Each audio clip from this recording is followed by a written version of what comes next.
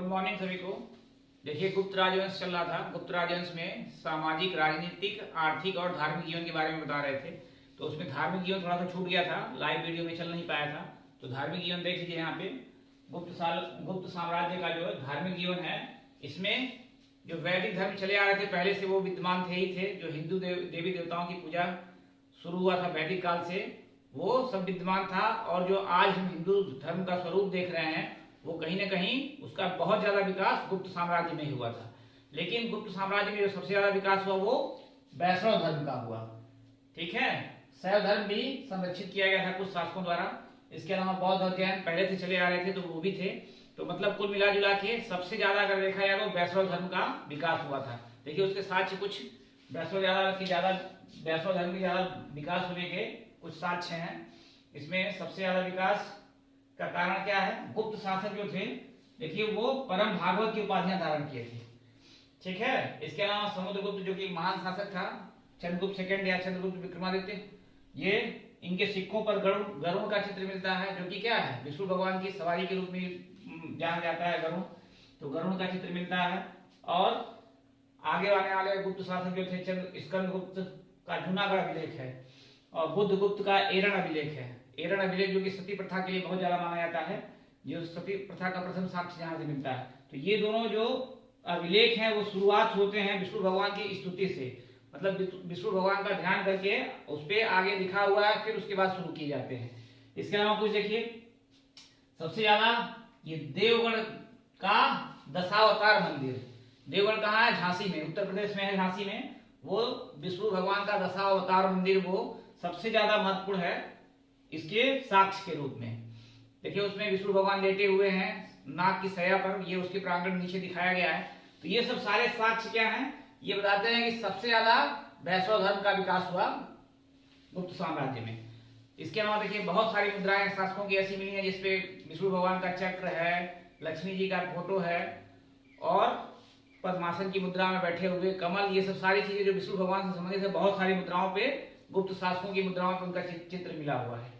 तो ये अगर देखा जाए तो सबसे ज्यादा अगर विकास हुआ तो वैष्णव धर्म का ही हुआ था। वैष्णव धर्म भारत से बाहर भी फैला था उस समय। देखिए, भारत के प्रत्येक प्रांत में तो फैला ही था। इसके अलावा दक्षिण पूर्व एशिया में भी वैष्णव धर्म फैला था। हिंद चीन में फैला हुआ था, कंबोडिया, मलाया, इंडोनेशिया, इन सबों में उस समय वैष्णव धर्म का प्रचार बहुत ज्यादा हुआ था। तो ठीक है, इसमें धार्मिक जीवन में सबसे ज्यादा महत्वपूर्ण वैष्णव धर्म है। बाकी शैव धर्म के बारे में भी कुछ साक्ष्य मिलते हैं। वैष्णव, बौद्ध और जैन धर्म पहले से चले आ रहे तो थे ही थे। अब देख लिया जाए थोड़ा सा, इस मंदिर बने थे बहुत, क्योंकि भारत में मंदिरों का प्रथम साक्ष्य माना जाता है कब से? गुप्त साम्राज्य से ही। तो मंदिरों का विकास गुप्त साम्राज्य में हुआ था। तो कुछ देखिए, प्रमुख मंदिर कौन कौन से थे गुप्त साम्राज्य में। देखिए, गुप्त साम्राज्य में, गुप्त समय में कौन कौन से मंदिर हुए थे स्थापित? तो बहुत सारे मंदिरों का निर्माण गुप्त साम्राज्य में हुआ था, लेकिन ये कुछ प्रमुख हैं जिसके बारे में अक्सर परीक्षा में पूछता है, उसके बारे में देखिए, यहाँ पे देख लिया जल्दी जल्दी। देखिए, तिगवा का विष्णु मंदिर, ये जबलपुर मध्य प्रदेश में पड़ता है। विष्णु मंदिर बताए, भागवत धर्म बहुत ज्यादा प्रसिद्ध था, विष्णु मंदिर बहुत ज्यादा बने थे, शैव मंदिर भी बने थे। इसके अलावा और देखिए, ये देवगढ़ जो सबसे ज्यादा महत्वपूर्ण था, देवगढ़ का दशावतार मंदिर, ये अपने उत्तर प्रदेश के झांसी जिले में पड़ता है। यहाँ पे विष्णु भगवान का जो शेषनाग की सैया पर लेटे हुए जो चित्र सबसे पहले आता है सबका, वो यहीं पे है। ठीक है, इसको यहाँ पे लिख लीजिएगा, शेषनाग वाला, शेषनाग की सैया पर लेटे हुए। और मछना कुठार का पार्वती मंदिर है एमपी में, ये भी उसी समय बना था। देखिए, शैव धर्म के शासकों, शैव धर्म को भी अपनाया गया था उस समय। ठीक है, तिगवा का लक्ष्मण मंदिर है कानपुर में, तिगवा भीतरी गांव भी कहा जाता है। ठीक है, बुमरा का शिव मंदिर नागौद में है, मध्य प्रदेश में। तो इस तरह से बहुत सारे मंदिर हैं। देखिए, इसके अलावा देवरानी जेठानी का मंदिर, ये सब मंदिर जो है उसी समय बने हुए थे गुप्त साम्राज्य में ही। तो ये सबसे प्रमुख पॉइंट है कि भारत में मंदिरों का निर्माण जो है कि शुरुआत कब हुई थी? तो गुप्त साम्राज्य से हुई थी। ठीक है, मूर्ति पूजा को बहुत ज्यादा बढ़ावा दिया गया था। इसके अलावा जो उस समय बलि प्रथा वगैरह चल रही थी, उसको शिफ्ट कर दिया गया। यज्ञ जो चल रहा था, यज्ञ प्रथा को शिफ्ट कर दिया गया था उपासना में, व्रत में, इन सब सारी चीजों में। तो ये हो गया आपका गुप्त साम्राज्य का धार्मिक जीवन। ठीक है, कुछ और अन्य पॉइंट देख लिया जाए गुप्त साम्राज्य से संबंधित, उसके बाद फिर अगला वर्धन वंश शुरू किया जाएगा। चलो देखिए कुछ और पॉइंट देखिए गुप्त साम्राज्य के बारे में। देखिए यहाँ पे क्या है, गुप्त साम्राज्य को कहा जाता है भारतीय युग, भारतीय संस्कृत का स्वर्ण युग कहा जाता है। ठीक है, भारतीय सभ्यता का कहिए, संस्कृत का कहिए, स्वर्ण युग। तो क्यों कहा जाता है स्वर्ण युग, इसका कारण देखिए इसके पीछे क्या था। अब साहित्य देखिए, गुप्त साम्राज्य में साहित्य का बहुत ज्यादा विकास हुआ। ठीक है, सारे शासकों के कोई ना कोई प्रमुख दरबारी कवि रहे हैं। चंद्रगुप्त सेकंड देखिए उनके दरबार में कुल 9 विद्वान रहते थे। तो उसमें साहित्य में देखिए सबसे ज्यादा कालिदास के बारे में, कालिदास की बहुत सारी रचनाएं, देखिए कुछ रचनाओं का यहाँ लिखा गया हमने। देखिए अभिज्ञान शाकुंतलम, विक्रमोर्वशीय, मालविका मित्रंग, इनका 3 प्रमुख नाटक है। ठीक है, इसके अलावा रघुवंशम और कुमार संभवम ये इनका महाकाव्य है, और मेघदूतम ऋतुसंहारम इनका खंड काव्य है। इसके अलावा बहुत सारी पुस्तकें लिखी हैं कालिदास ने। तो इनको कालिदास को इसलिए क्या कहा जाता है, भारत का शेक्सपियर कहा जाता है। कई बार पूछा है, शेक्सपियर जैसे नाटककार थे, ज्यादातर क्या करते थे, प्रेम प्रसंग के बारे में लिखते थे। तो इनका भी ये सब क्या है, प्रेम प्रसंग पर आधारित ये है।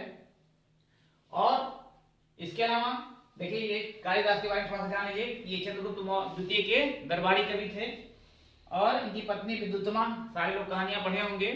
विद्युत्मा ने क्या तय किया था, प्रण किया था कि जब भी शादी करेगी तो किसी विद्वान पुरुष से ही करेंगी, जो उसको क्या करेगा, शास्त्रार्थ में पराजित करेगा। तो जब सारे विद्वान पराजित हो गए तो फिर सभी ने मिलकर क्या किया था, तय किया था कि इनका कालिदास का विवाह विद्युत्मा का विवाह बहुत मूर्ख आदमी से कराया जाएगा। तो वो खोजते खोजते जो है कालिदास को पाए, वो जो कहानी आपकी है कि उसी पेड़ पे बैठ के उसी के डाल काट रहे थे। तो फिर उनका शास्त्रार्थ कराया, इनको मौन बना के 1 उंगली 2 उंगली वाला। तो इनकी पत्नी का नाम भी कभी पूछ लेता है, तो विद्युत्मा जानते रहिए। ठीक है, तो ये कहने का मतलब है साहित्य का स्वर्ण युग, मतलब भारत में साहित्य का भी उसमें बहुत ज्यादा विकास हुआ था। इसके अलावा हर क्षेत्र में देखिए केंद्रीय शासन तो था ही था, बताया पूरे भारत को एकजुट किए थे ये लोग। ठीक है, उसमें राजा का कॉन्सेप्ट जो आता है सर्वोच्च, जैसे इस समय की बात किया जाए प्रधानमंत्री हो गए, राष्ट्रपति हो गए, पूरा केंद्र एक सेंटर पूरा जुड़ा हुआ पूरा देश। तो उस तरह से इन्होंने क्या किया था, पूरे भारत को अखंड भारत बनाया था। ठीक है, इसके अलावा गणित के क्षेत्र में देखिए सबसे जो महत्वपूर्ण है, नागार्जुन द्वारा शून्य की खोज। ठीक है, नागार्जुन भी चंद्रगुप्त सेकंड के दरबारी में थे, गणितज्ञ थे। ठीक है, उन्होंने शून्य की खोज किया था, और भी बहुत सारी चीजें। ठीक है, पाई के मान के बारे में देखिए आर्यभट्ट भी आगे आएंगे साइंस के उसमें। तो पाई के मान के बारे में उन्होंने बताया था, और रूट की संख्याओं का मान निकालना बताया था। तो गणित के क्षेत्र में भी, ज्योतिष के बारे में बहुत सारी चीजें बताई थी। तो गणित के क्षेत्र में बहुत सारे इन्होंने क्या काम किया था ये लोगों ने, इनके गुप्त काल शासन काल में ये हुआ था। फिर चिकित्सक देखिए धनवंतरि, जिनको क्या कहा जाता है, आयुर्वेद का प्रथम आचार्य माना जाता है। ठीक है, वो भी क्या थे, चंद्रगुप्त द्वितीय के ही शासन काल में थे। तो ये गुप्त साम्राज्य में ये सब सारी चीजें थी जो होनी चाहिए। ठीक है, विज्ञान में बताया आर्यभट्ट ने ही सबसे पहले क्या बताया था, ये बताया था कि पृथ्वी क्या है, चक्कर लगाती है और सूर्य उसके केंद्र में है। इससे पहले क्या चलता था कि सूर्य पृथ्वी का चक्कर लगाता है, बाहर पृथ्वी जो है सूर्य इसके चारों तरफ चक्कर लगाता है। लेकिन आर्यभट्ट ने बताया था कि पृथ्वी क्या है, सूर्य का चारों तरफ चक्कर लगाती है और सूर्य उसके केंद्र में है। ठीक है, तो ये सारी चीजें बताइए, इतनी ज्यादा आगे थी, एडवांस टेक्नोलॉजी तो थी नहीं, वो बस अपने कैलकुलेशन के आधार पे हमारे देश के लोग बताते थे, ऋषि वगैरह। ठीक है, और भवन निर्माण में देखिए, इसके अलावा भवन निर्माण में मंदिरों का निर्माण शुरू हुआ था, स्तूपों का निर्माण हुआ था। अभी मंदिर बताए, बहुत सारे मंदिरों का निर्माण हुआ। तो इस वजह से गुप्त साम्राज्य को क्या कहा जाता है, भारतीय युग का स्वर्ण, भारतीय सभ्यता का स्वर्ण युग कहा जाता है। ये नहीं था कि केवल जो है इसमें बहुत सारे सोने के सिक्के मिले या सोने की मुद्राएं चलाई गई। हालांकि ये क्वेश्चन आपका आता भी है कि सबसे ज्यादा सोने के सिक्के किस शासन काल में चलाए गए थे, तो स्वर्ण काल में, गुप्त काल में। लेकिन इसका मतलब ये नहीं है कि केवल क्या है पूरा सोना ही था। ठीक है, ये तो इसमें निसंदेह कोई तो डाउट नहीं है कि सबसे ज्यादा स्वर्ण मुद्राएं गुप्त शासकों ने ही चलवाई थी। लेकिन केवल उसी की वजह से गुप्त शासन को स्वर्ण युग नहीं कहा जाता है। बाकी हर क्षेत्र में देखा जाएगा तो हर क्षेत्र में क्या है, गुप्त साम्राज्य बहुत धनी था, बहुत संपन्न था। तो ये कारण था गुप्त साम्राज्य के संपन्नता का और भारतीय स्वर्ण युग कहलाने का। ठीक है, तो ये गुप्त साम्राज्य हो गया। अब इसके बाद जो है अगला वर्धन वंश के बारे में पढ़ा जाएगा, लेकिन अगली क्लास में।